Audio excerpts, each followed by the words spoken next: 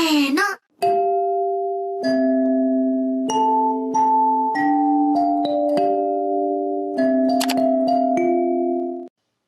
Assalamualaikum warahmatullahi wabarakatuh. Perkenalkan, nama saya Gladys Bernita. Saya biasanya dipanggil Gadis.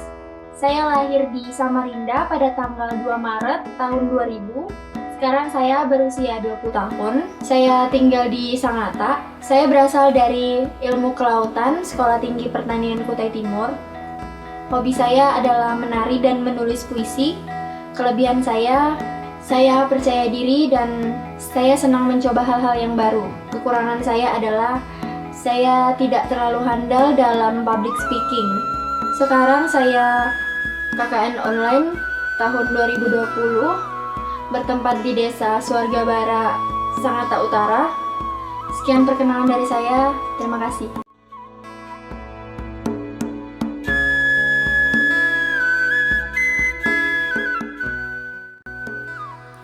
Desa Swargabara, Kecamatan Sangatta Utara, terletak di Kabupaten Kutai Timur, Provinsi Kalimantan Timur.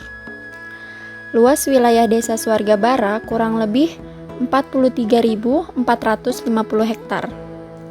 Desa Swargabara berbatasan dengan sebelah utara Kecamatan Bengalon, sebelah selatan Kelurahan Teluk Lingga, sebelah timur Desa Singagembara, dan sebelah barat Kecamatan Rantau Pulung. Jumlah kepala keluarga pada Desa Swargabara berjumlah 4.715 kepala keluarga.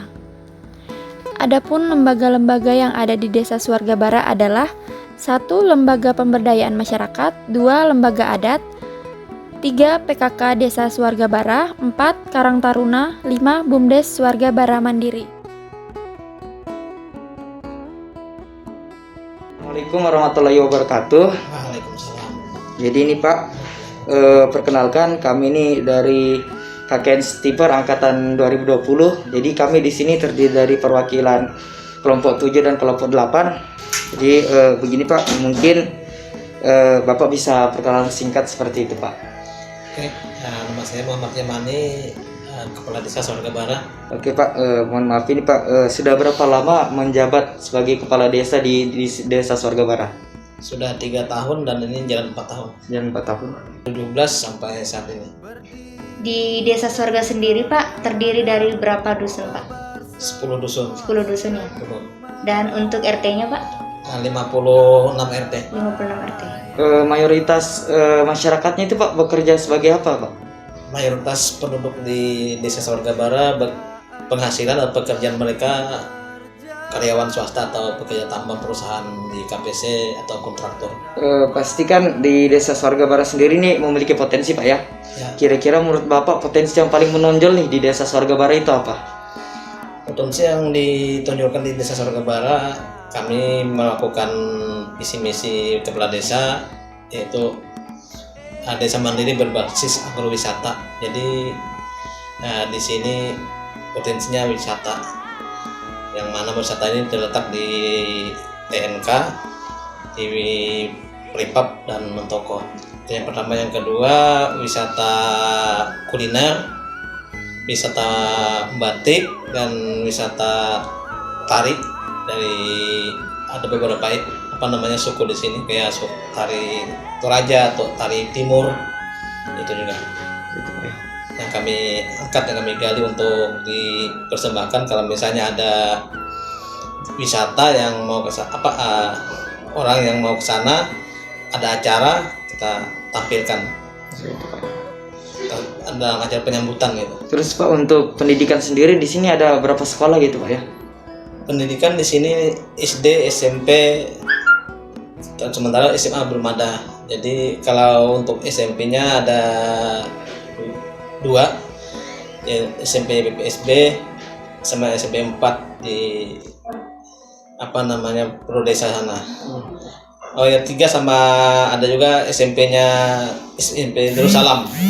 Ya itu SMP terpadu Darussalam. Sama kalau SD-nya ada SD 003, ada SD PPSB, ada juga SD Darussalam. Ya. Kalau mayoritas agama nih Pak di Desa Swargabara?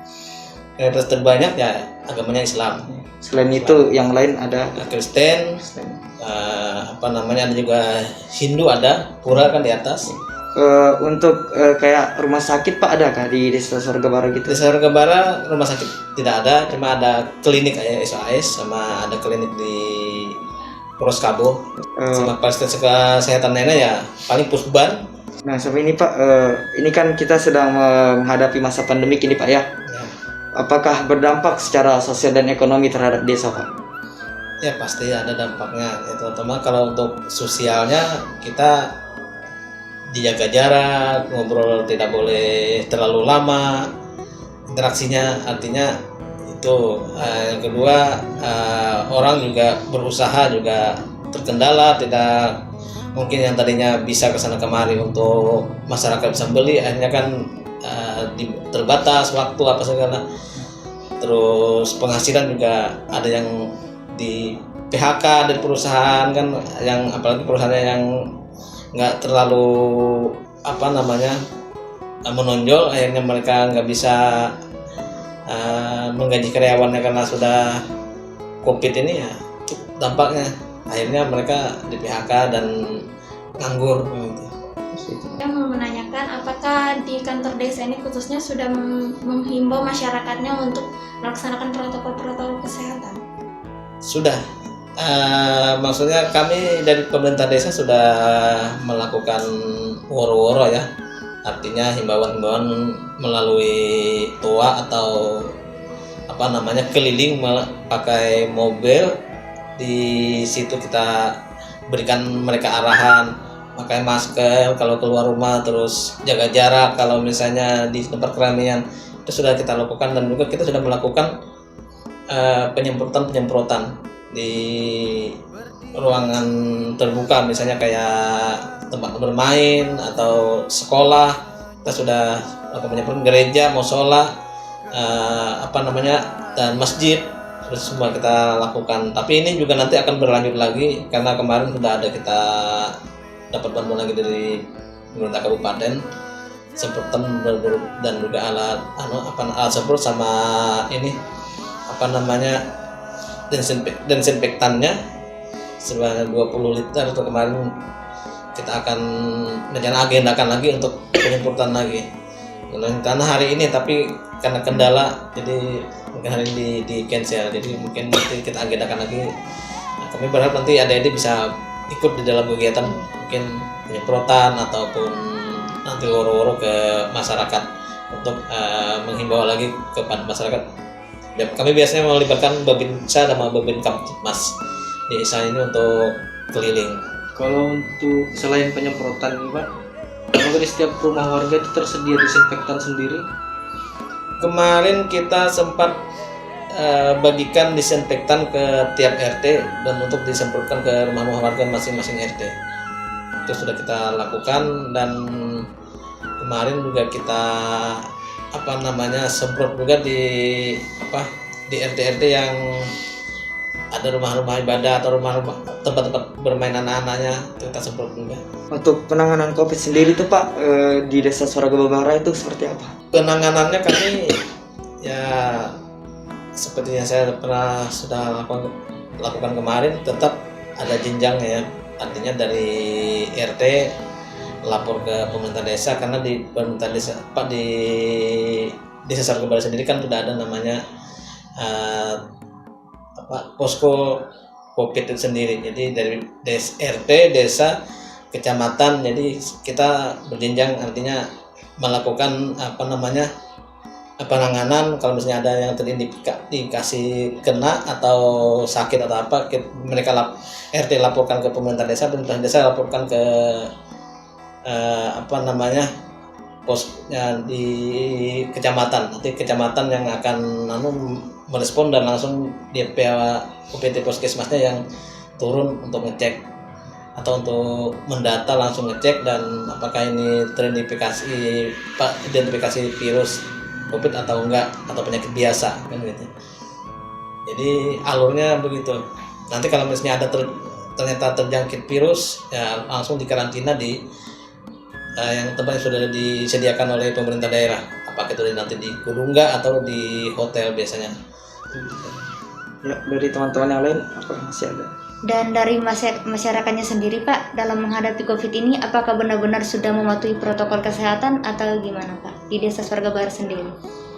Di Desa Swarga Barat untuk masyarakatnya sebahagian besar mungkin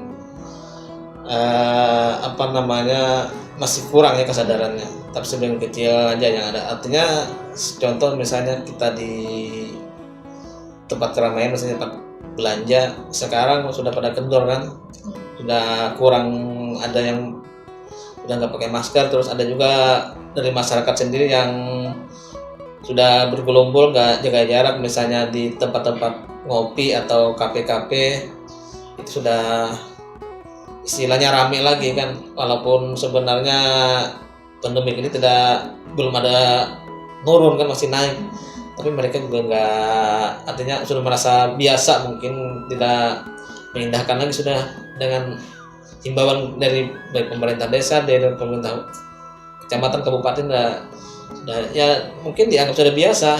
Mungkin nanti tahun kedua depan juga mungkin ya lebih dianggap sudah nggak masalah, mungkin gitu kan.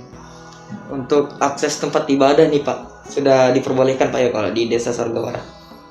Untuk orang yang beribadah seperti di masjid atau gereja itu sudah diperbolehkan, tapi tetap melakukan protap, dalam artian di masjid misalnya tetap jaga jarak, tetap pakai masker.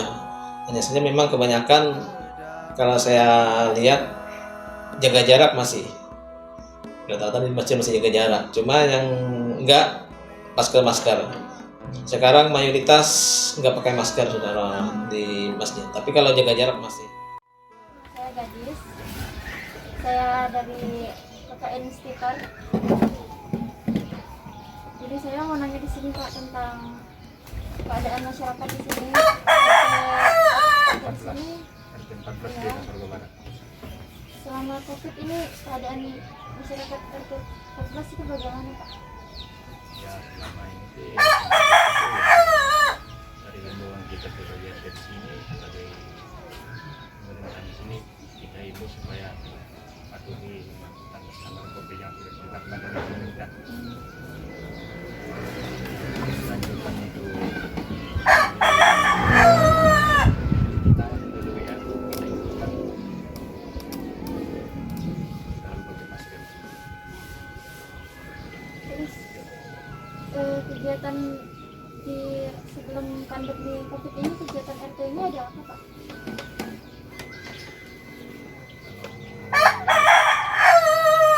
Maksudnya kegiatan Kegiatan mingguan gitu kan, misalnya sebelum pandemi itu kan ada kerja bakti. oh iya. Jadi ya memang kita sebelum COVID itu kita rutin ya, biasanya kita kerja satu bulan itu. Nah, selama COVID ini kita sudah hentikan karena ya kita takut itu jangan sampai ada yang membawa virus itu dan tersebar virus itu di sini kan, ya itu. Nah itu kan semua hal-hal seperti rapat-rapat kita juga kita hentikan. Jadi dari kapan berhenti kerja baktinya Pak? Mulai COVID ceritanya itu Februari ya, mulai itu ya. Februari Maret itu mulai kita hentikan. Jadi kita kerja waktu itu ya dari dulu itu memang biasanya itu sekali sebulan. Terus selama di atas ini nggak ada yang kena gejalanya atau? Selama ini sih belum ada sih ya. Belum ada, cuma kalau ada kayak pendatang dari luar itu kayak dari Sulawesi, dari Jawa itu yang kita infokan melalui Agus, bahkan saya datangi sendiri orangnya itu bahwa jangan berkeliaran dulu, kalau baru datang itu tolong di rumah aja selama 14 hari. Jadi baik telepon saya datangi sendiri. Kalau ada pendatang yang namanya karyawan kan biasa ada itu ke Sulawesi atau ke Jawa atau kemana saja dan pulang itu ya kita langsung tahu supaya jangan keluar dulu selama 14 hari. Dan syukurlah selama ini keluarga kami itu belum ada yang positif ya. Oh, pekerja yang di sini ada yang dirumahkan? Yang dirumahkan masalah COVID itu belum ada sih saya dengar. Cuma kalau dirumahkan masalah pengurusan kerja itu ada. Ya pengurusan kerja kita nggak tahu dulu apakah karena COVID apa kan. Tapi kalau COVID itu. Jadi untuk keuangan di RT sini, masyarakat di RT sini keuangannya masih stabil, Bang? Ya kalau masyarakat sih ya banyak yang mengeluh juga selama COVID ini kan, kayak ya di sini kan banyak kayak penjual itu mengeluh katanya ya penghasilan kita kurang, kayak penjual pentol, penjual bakso karena banyak di sini kan. Oh ya banyak yang mengeluh itu. Bahkan kalau kemarin itu kita anjurkan pakai masker, makanya mana masker dari pemerintah. Nah, kalau kita beli masker kan ya gimana sih, dana biaya untuk hidup aja susah apalagi mau beli masker gitu. Jadi dari desa itu nggak ada pembagian masker ke RT atau Biasa enggak. ada desa? Ya kalau di sini tuh ya kita anjurkan sendiri, seperti tempat saya ini kan ada tempat cuci tangan.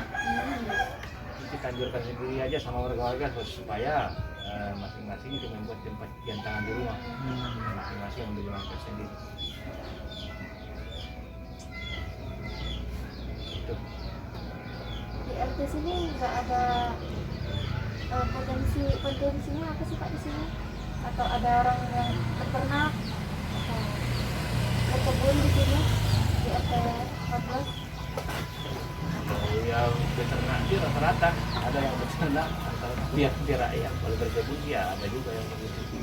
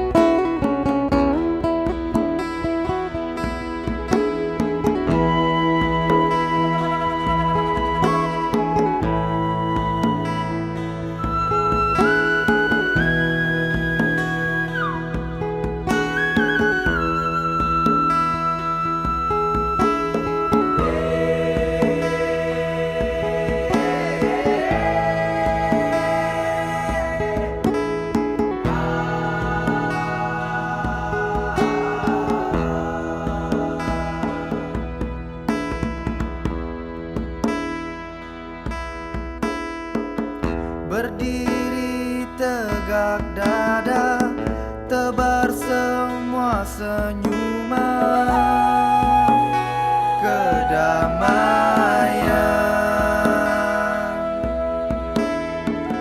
Satukan 見る山雲越えて降る雨みたい